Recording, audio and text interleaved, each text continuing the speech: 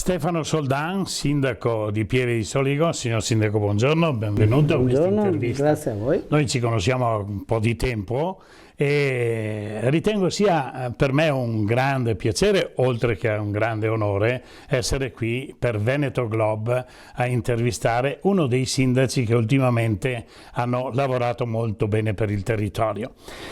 Io partirei da un tema molto importante. Le città in generale, specialmente dopo quello che è successo, la pandemia, le guerre, hanno bisogno di riprendere in mano gli spazi della cultura, del teatro, della musica, e per questo motivo le chiedo: lei ha una visione abbastanza aperta e presente per questi temi?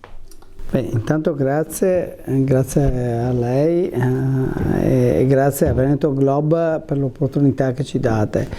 Sì, noi abbiamo sempre avuto un'idea aperta ancora prima di tutti questi problemi, nel senso che abbiamo sempre fatto di Pieve di Soligo e dell'opportunità di amministrare Pieve di Soligo un luogo di cultura, una civitas in cui, al di là dei problemi locali di gestione del territorio, della gestione della strada e quant'altro, si potesse trovare spazio per il teatro, per la musica, per gli eventi culturali. Lo abbiamo sempre fatto perché la nostra è una città che basa le sue origini, diciamo, dalla venezianità di chi l'ha fondata, quindi dai Conti Balbi, ma anche da tutta una serie di personaggi che hanno vissuto e hanno animato questa area, soprattutto nel Novecento. Parlo di Andrea Zanzotto, di Totti del Monte, del Beato Tognolo prima, di Francesco Fabbri dopo. Quindi stiamo parlando di persone che, se i telespettatori, le persone vogliono approfondire il tema, vedranno che sono parte integrante anche della nascita proprio della Repubblica Italiana e della nostra cultura. Quindi noi abbiamo questo debito morale che continua, cioè noi, al di là di fare e immaginare la rinascita della nostra città, la sistemazione e l'adeguamento dei luoghi, abbiamo l'obbligo morale, lo stiamo facendo, nel riscoprire sia la storia che questi personaggi e la cultura che ci hanno lasciato, ma anche indagare rispetto alla contemporaneità cosa queste persone hanno lasciato rispetto ai giovani. E la cosa entusiasmante è scoprire che, per esempio, solo la figura di Zanzotto oggi è una delle figure letterarie più tradotte in Italia e nel mondo, in qualsiasi lingua. E che quando si parla di Andrea Zanzotto, mentre magari nei comuni limitrofi o nel territorio si fa fatica a comprendere il perché o il come e cosa si voleva dire, scopriamo che vengono fatte pubblicazioni di haiku in Giappone, vengono fatte traduzioni in America, in Sud America, in Russia, eccetera.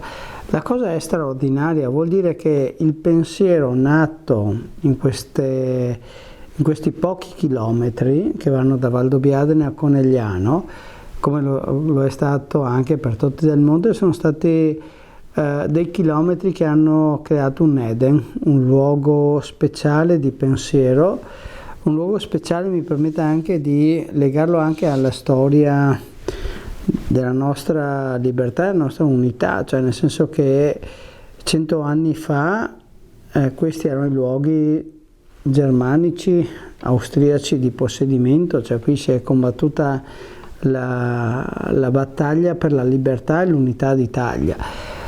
Che alcune figure abbiano tratto ispirazione o siano diventate poi emergenti partendo da questo, credo sia straordinario. In questa parte del Veneto, in questa parte della nazione, sembra strano trovare tutto questo, ma io credo che nel quartiere delle Piave ci sia una parte eccezionale della Repubblica, certo. E che vada valorizzata molto di più di quello che è stato fatto fino adesso e riconosciuta anche dalle istituzioni nazionali. È troppo facile immaginare che il Veneto sia sempre considerato, mi permetta, come la regione del benessere e del luogo in cui la gente sta bene, spende i soldi o ha avuto o del consumo del suolo. Il Veneto è stato il luogo che ha permesso a tutta la nazione di essere nazione oggi, che ha permesso culturalmente di continuare a essere nazione, perché, ripeto, le figure che ho citato prima, Totti del Monte, legatissima a Gabriele D'Annunzio, cioè noi abbiamo testimonianze dirette di quando Gabriele D'Annunzio era qui a Pieve di Soligo, delle lettere, eccetera. Credo che vada riscritta profondamente questa storia di appartenenza di questo Veneto alla nazione, proprio perché qui si è difesa l'idea della Repubblica ancora prima che la Repubblica fosse nata. Certo. Lo ha fatto poi più di tutti Andrea Zanzotto, attraverso la poesia, attraverso un premio Nobel mancato, ma meritatissimo. E su questo non voglio mancare di rispetto di chi ha ricevuto in Italia il premio Nobel, ma il premio Nobel alla poesia aspettava Andrea Zanzotto. Certo, lei mi ha parlato di questi personaggi importantissimi che hanno fatto la storia del territorio e la storia d'Italia, anche se vogliamo, nel concetto espressivo che lei ha appena citato, che porta avanti adesso e nel futuro questa voglia nuova di cultura. Dopo quello che abbiamo detto, dopo le problematiche che ci sono state, sono le associazioni. E prima io intendevo anche gli spazi per le associazioni, e sappiamo che il volontariato è un grande patrimonio delle nostre terre, no? E le associazioni hanno bisogno di questi spazi per poter esprimere quello che è la cultura, l'arte, la musica del territorio. Lei fa benissimo a dire questo. Noi abbiamo la fortuna di avere intanto un'università degli adulti, che è un'università a tutti gli effetti, un'università che attraverso i vari professori approfondisce i vari temi a 360 gradi, credo, rispetto alle tematiche, dalla poesia alla geografia e quant'altro, che ha sede all'interno di una nostra struttura. Abbiamo una struttura che è quella della Scuola di Musica Totti del Monte, a cui stiamo cercando assolutamente di dare dei locali molto più adatti, perché nel tempo quello che era stato affidato a loro nella grande tradizione, che è la Villa Brandolini, non è più adatta, quindi compatibilmente con quelle che sono tutte le dinamiche di trasformazione delle leggi e dopo dell'inserimento di queste associazioni all'interno di luoghi che sono propensi per essere attivati per la musica, abbiamo una difficoltà temporale, questo sì. Va detto, abbiamo anche chiesto contributi da parte dello Stato per fare questo tipo di intervento in maniera da essere molto veloci, però le risposte sono state sempre molto elusive. E allora, siccome siamo veneti, siamo abituati ad arrangiarci, quindi la scuola attualmente ha una sede prestigiosa che è in Villa Brandolini e deve avere poi, secondo anche una nuova direzione, che è quella che abbiamo condiviso col preside delle scuole superiori, che ha portato la scuola ad avere un indirizzo musicale, trasportare lì la scuola di musica. Perché la musica va sostenuta, certo. Cioè gli artisti vanno sostenuti. Abbiamo avuto 2 anni e mezzo in cui non è stato possibile fare nulla e come amministrazione comunque abbiamo sempre continuato e abbiamo sempre contenuto le spese da un certo punto di vista, ma continuato a sostenere musica, pittura, tutte le arti. Perché io credo che chi è sindaco di Pieve, al di là della mia persona, comunque chi interpreta questo territorio ha l'obbligo morale e intellettuale, al di là di realizzare opere, di sostenere la cultura e di dare la possibilità alle persone di esprimersi. Difatti lei mi ha parlato anche, e la seconda domanda che le volevo fare, perché non voglio occuparle molto del suo tempo, ma essendo lei mi ha parlato di strutture che rappresentano la cultura e l'arte del territorio. E il fatto di essere parte territorio dell'UNESCO vi agevola come comune per esprimere anche il turismo, per vedere queste eccellenze di questo territorio. Allora, E non parliamo di vino, parliamo proprio di cultura. ma dobbiamo distinguere due aspetti. La cultura non è fatta di notorietà, nel senso che per quello che io ho avuto la possibilità, derivando comunque da un ramo artistico, culturale, eccetera, chi ha creato l'arte di avanguardia è morto in povertà, quindi creare arte, creare cultura non vuol dire essere popolari. Davvero? E su questo io mi permetta Vuol dire sacrifici? ho una remora nei confronti di tutte le persone che mi dicono io ho 10.000 followers, cioè non vuol dire niente, cioè ce li hai oggi, domani mattina non ce li hai più. E questo perché? Perché la cultura è autenticità. Il nostro territorio è un'autenticità di povertà, ma di valori intensi. E questo è il dramma che forse non siamo riusciti ancora a comunicare e non a vendere, perché queste cose non vanno vendute, queste cose vanno vissute. Bravo. Allora, quando lei mi dice e mi chiede come mai non riusciamo o non è successo, sì, io potrei mettermi a fare il followers o le cose, ma a me non interessa, io devo creare le condizioni per cui la cittadinanza vada avanti in una condizione di vita positiva, perché l'UNESCO è una condizione, una prospettiva positiva per dare possibilità di lavoro e di rigenerazione urbana, lavorativa e umana alle persone. Bravo, e qui le inserisco proprio una domanda ad hoc, una delle domande, la penultima diciamo, delle domande che le voglio fare oggi, riprendendo quello che è stato il passato negli ultimi 2 anni, la grande pandemia, la guerra che c'è adesso, la crisi delle famiglie, delle piccole aziende, la crisi finanziaria anche oltre che esistenziale, per il sociale. Voi avete comunque lavorato in questo periodo, avete avuto attenzione sia per le famiglie che per le piccole imprese? Allora, noi non abbiamo mai mancato, ma perché questa è stata una mia direttiva fin dall'inizio del primo mandato, non abbiamo mai cambiato le percentuali di investimento e di attenzione. Siamo stati sempre molto attenti a tutti.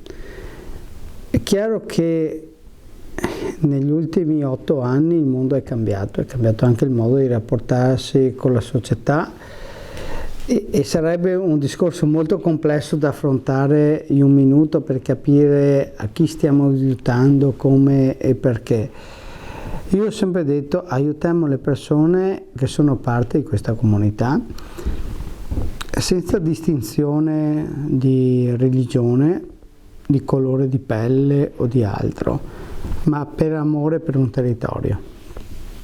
Quello che manca è un disegno complessivo che governa le leggi e poi le direttive anche comunali rispetto a ciò che le persone possono fare. Perché se io voglio aiutare una persona, tante volte mi viene detto non lo puoi fare perché è troppo povera. Lo dico in maniera assurda, ma è vero. E in uno Stato come l'Italia questo non è tollerabile. Cioè il troppo povera vuol dire che non avrà più possibilità di reddito. No, ma non hai residenza in questo comune, certo. Non so da dove provieni e come ti aiuto. Allora lì si innesca tutto un meccanismo che è quello della società civile, che in quest'area, devo dire, in questi territori è sempre presente. Quindi le persone si sono sempre aiutate e credo sulla base di quella di quel presupposto che avevo fatto prima. Noi abbiamo vissuto la prima, la seconda guerra mondiale, ma la prima su tutte, come territorio che è stato occupato, distrutto, annientato e poi liberato. Allora, questa memoria storica in qualche maniera è stata tramandata anche nel DNA delle persone, nella capacità del silenzio di aiutare il prossimo senza necessariamente dire sono parte di questo o di quell'altro. Può sembrare ipocrita oppure superficiale o un vanto, ma io credo che questa sia una qualità che pochi territori hanno, e soprattutto dei territori che sanno mantenere il silenzio rispetto al bene che fanno, perché il bene non va sempre denunciato, va fatto. Va fatto, il fare. Signor Sindaco, 3 minuti ancora perché poi lei è impegnato, le faccio 2 domande in una, ma che può comunque, alle quali può rispondere in un'unica maniera. Viabilità e sviluppo edilizio di Pieve di Soligo. Domanda molto complessa. Lo so, 3 minuti. Di uno dei centri, al centro tra Conegliano e Valdobbiadene, tra i più sviluppati. Allora, noi abbiamo una situazione particolarmente difficile e chiedo scusa ai miei concittadini perché si trovano cantieri ruspe ogni qualdove. Noi stiamo rinfrastrutturando tutto il territorio comunale. L'abbiamo fatto grazie alla collaborazione con Telecom, portando la fibra ultraveloce credo nell'80% del territorio comunale. Stiamo facendo, e su questo ringrazio comunque la collaborazione delle varie partecipate, ATS, MOM, Sauno, eccetera, perché stiamo cancellando tutto ciò che c'è di sbagliato o antiquato nell'interrato delle strade, per poter ridare acquedotti e fognature che siano funzionali e che portano acqua e servizi puliti nella casa dei cittadini. Questo vuol dire disturbo, cioè io sono primo a dire e a sopportare ciò che vedo in Facebook, nelle varie osservazioni, continuate a rompere le strade. Lo stiamo facendo perché crediamo in un paese nuovo, in un paese che avrà delle strade finalmente riasfaltate con delle infrastrutture efficientate. Attualmente abbiamo una situazione molto complessa perché abbiamo Enel che sta portando energia nel centro del paese perché non abbiamo finito l'energia disponibile. Qualcuno può dire sei Poregrammi. No, non siamo Poregrammi, vuol dire che c'è stata un'attenzione da parte di investitori e di aprire nuovi negozi, per cui oggi serve energia e non ne abbiamo più, quindi dobbiamo portarla. Avevamo predisposto questo allaccio, oggi lo stiamo facendo, quindi stiamo portando nuova energia nel centro del paese, perché dopo si parla sempre di alimentazione delle macchine elettriche eccetera, ma se tu non hai il substrato, non hai l'energia di base, le macchine non prendono la carica, quindi, ma questo è un aspetto. Quello che stiamo facendo oggi è dare l'opportunità di aprire nuove attività nel centro cittadino, vuol dire dare vita al centro cittadino, vuol dire anche che dove stiamo rompendo adesso verrà riasfaltato, verrà sistemato, e lo stiamo facendo, l'esempio è via Garibaldi, portando l'adeguamento non solo ai portatori di handicap ma anche alle persone non vedenti. Questo implica uno sforzo in termini economici, di investimento, eccetera, che non è comune. La gente bisogna, cioè le persone a mio avviso, perché ho visto tanti commenti a cui non intenderò rispondere, ma devo dire sgradevoli, queste persone che poi sono le prime che dicono dobbiamo aiutare i poveri, doniamo 2 euro.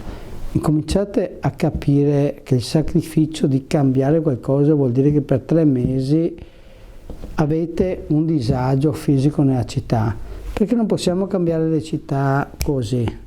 Le città si cambiano col lavoro delle persone, con gli appalti, con tutte le regole che poi stanno alla base di questi cambiamenti e che ovviamente ovviamente portano disagio e quant'altro. Noi abbiamo cercato di mitigare questa cosa, che sia capito o no, mi permetta, dottor Bruno. Permettami Bruno, cioè, che sia capito o no, non mi interessa, cioè viene fatto e dopo sarà capito. È stato molto chiaro, io la ringrazio per l'opportunità che mi ha dato di questa intervista, ma io spero di poterla vedere e sentire ancora, parlare molto più ampiamente di tutte le caratteristiche di questa bella cittadina che io ho amato dal primo momento che ho visto tanti anni fa. Io sono stato a Torino, quando sono rientrato sono venuto a Pieve di Soligo a visitarla, parlo nell'80, e ho visto questa bella cittadina e oggi la rivedo così. Grazie signor Sindaco, grazie.